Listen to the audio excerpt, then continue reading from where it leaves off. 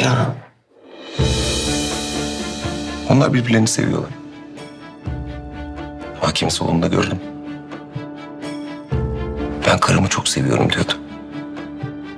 Cihan Bey bunları söylerken de Aliye Hanım'ın gözleri parlıyordu.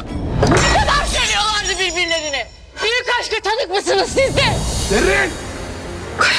Lan çık! Kaya! Senin bir suçun yok.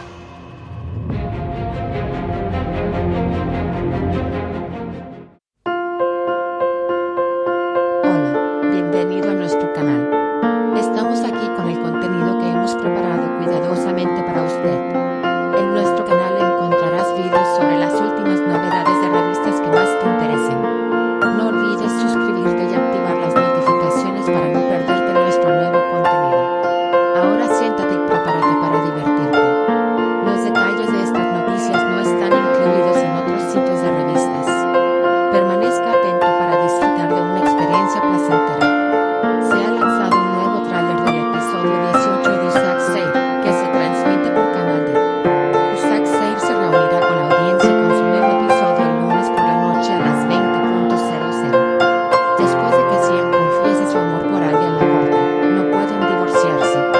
En lugar de reaccionar duramente a la actitud de Cian, Alia continúa apoyando a Cian. Cian y Alia ahora están superando juntos las dificultades que enfrentan. Alia rompe la boda de Serena y Sahim, y Cian también está allí. Firmar la petición de divorcio para Cian no es tan fácil como pensaba Alia. Alia tiene dificultades para encontrar una salida ante la creciente ira de Cian.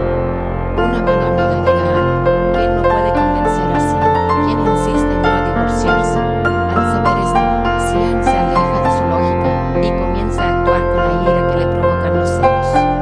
Serena y Kaya se sienten culpables porque Sahim está en prisión sin ser culpable. La única persona que puede arreglar la situación es Demir. Serena acepta casarse con Demir a cambio de salvar a Sahim, pero hay un secreto que Demir necesita saber. Demir, quien descubre este secreto, se casará nuevamente con Serena y salvará a Sahim, o comenzará una nueva guerra con una verdad que no puede aceptar. Aunque la resistencia de Cian a la lucha de Alia